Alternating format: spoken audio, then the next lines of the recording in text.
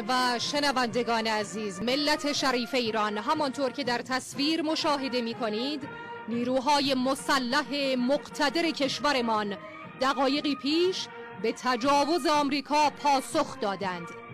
جزئیات بیشتر این پاسخ را تا دقایقی دیگر به اطلاعتان می رسانیم.